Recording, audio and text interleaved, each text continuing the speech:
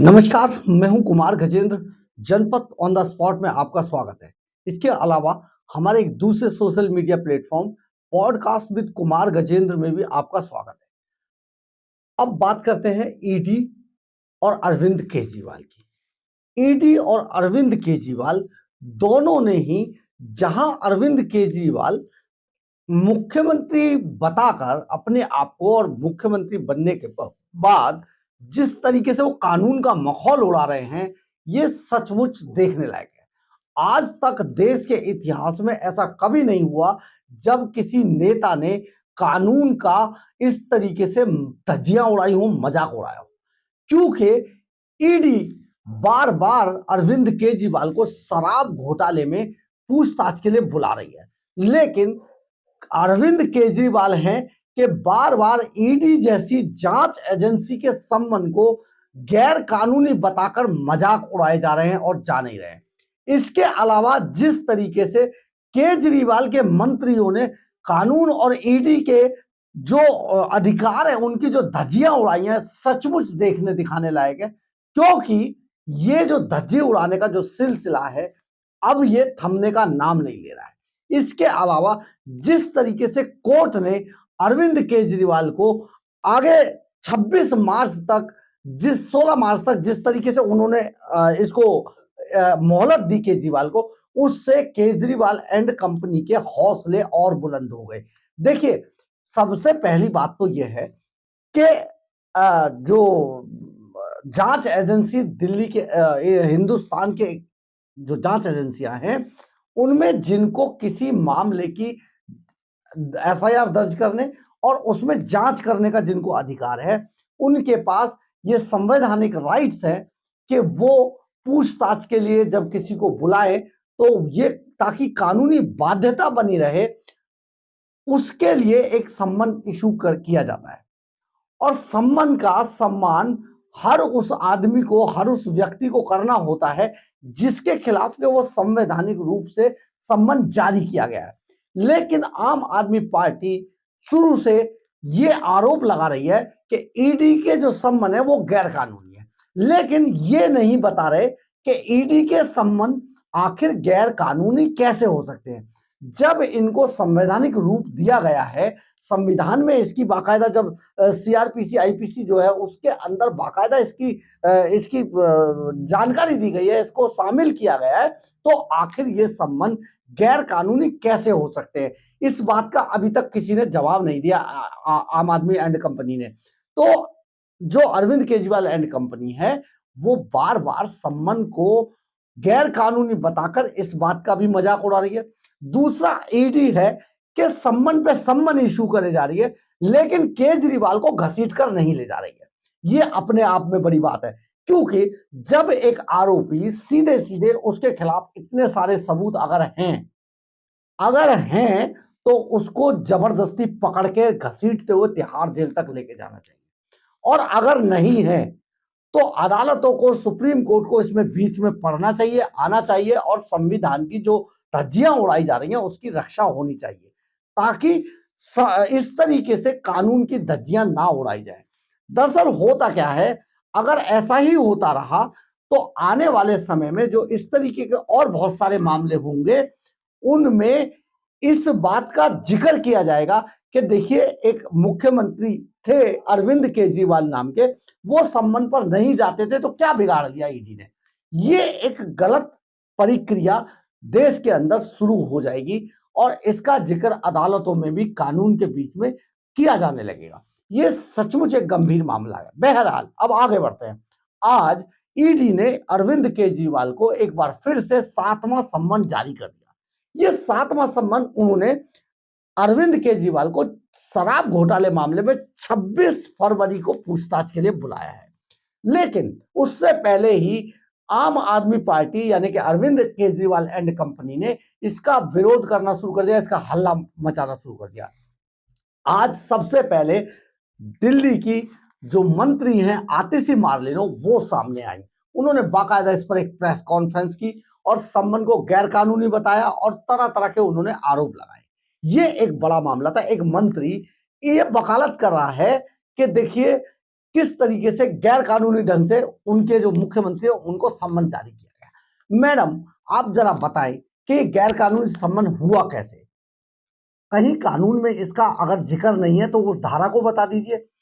अगर इस सम्मन को देना बेकार है तो आज तक हिंदुस्तान के अंदर जितने भी लोगों को सम्मन देकर बुलाया गया, सचमुच ये गैर कानूनी था और ईडी जैसी एजेंसी के खिलाफ कार्रवाई की जानी चाहिए।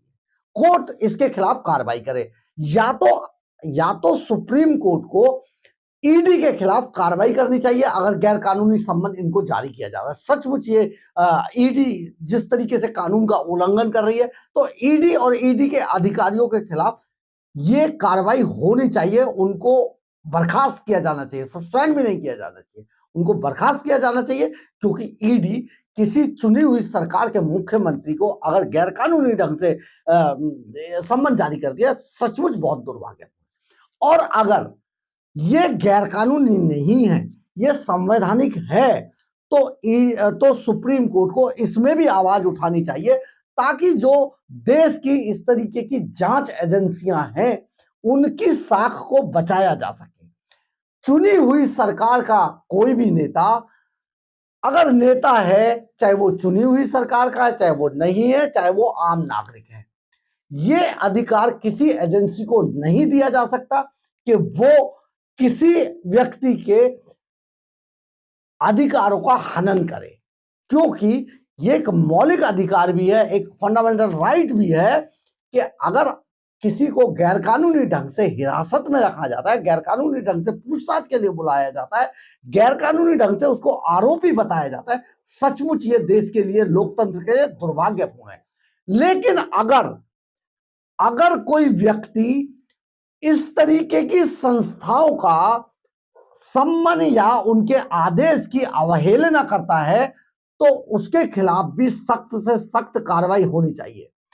अगर अरविंद केजरीवाल एंड कंपनी सचमुच इसका हनन कर रहे हैं तो उनकी सरकार को बर्खास्त करने के आदेश जारी किए जाने चाहिए।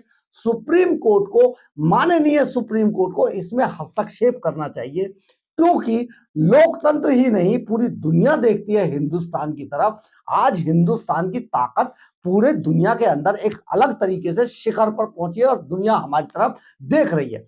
अगर हमारे ही देश में इस तरीके से कानून का उल्लंघन होगा, कोई नेता का कोई वजूद नहीं होता है। कोई नेता अगर इस तरीके से हमारे लोकतंत्र की जो संरचना है, जो हमारे देश को चलाने के लिए एक संवैधानिक दायरा जो बनाया गया, एक कानून जो बनाया गया, अगर कोई नेता, चाहे वो कोई भी क्यों ना हो, अगर इस तरीके से कानून की धज्जियां उड़ाता है तो उसके खिलाफ कार्रवाई होनी चाहिए, उस पार्टी के खिलाफ कार्रवाई होनी चाहिए, उस पार्टी का सिंबल सीना जाना चाहिए, उसको इस तरीके से सड़क पे ला देना चाहिए जैसे सचमुच वो नजीर बने देश के दूसरे नेताओं के लिए। ये चूहे बिल्ली का खेल करके आखिर आप दिखाना किसको चाहते हैं और क्या दिखाना चाहते हैं देश को? सचमुच बहुत दुर्भाग्यपूर्ण है।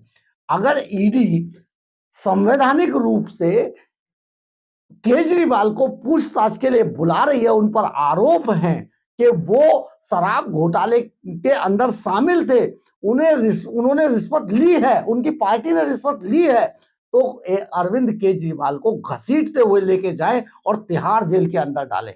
लेकिन वहीं अगर ये ईडी ने किसी नेता अरविंद केजरीवाल के खिलाफ या उनके किसी भी नेता के खिलाफ इस तरीके का गैरकानूनी रवैया अपनाया है तो सचमुच ईडी के उन अधिकारियों को बर्खास्त करना चाहिए। यह काम सुप्रीम कोर्ट का है, क्योंकि सुप्रीम कोर्ट को संविधान की रक्षा जरूर करने के लिए आगे आना चाहिए। अभी बहुत हो चुका है, 7वां सम्मन है। केजरीवाल एंड कंपनी बार बार कुछ आरोप लगाती रहती है, अलग अलग तरीके के आरोप लगाती है। तो जिस तरीके से आतिशी मार्लेन ने आज कानून की धज्जियां उड़ाई, थोड़ी ही देर बाद इनके एक दूसरे मंत्री सौरभ भारद्वाज सामने आए।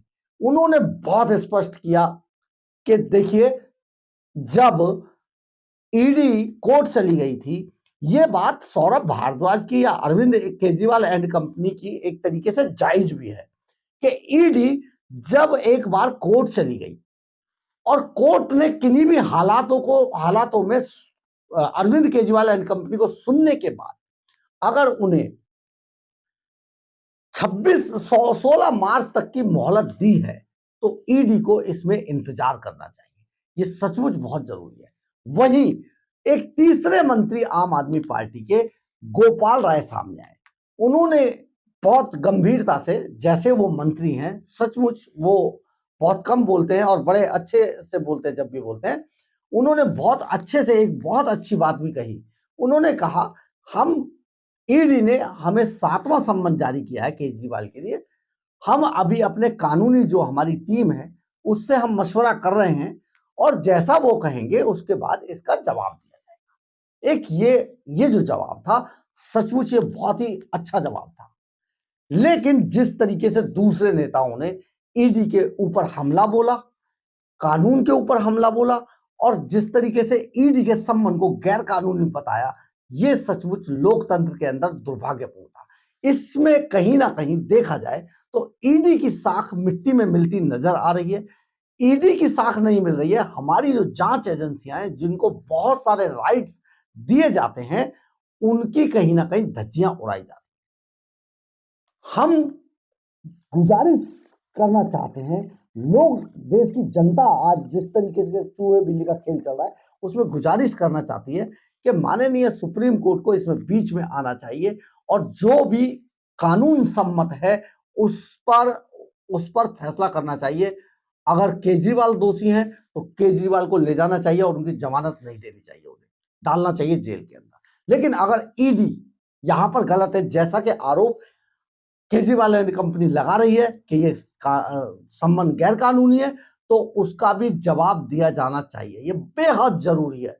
आज बहुत बड़ी बात है कि 7वां सम्मन जारी हुआ, पूरी आम आदमी पार्टी ईडी के ऊपर टूट पड़ी और ईडी के ऊपर टूट पड़ने से कहीं ना कहीं ईडी की साख को बट्टा लगा है।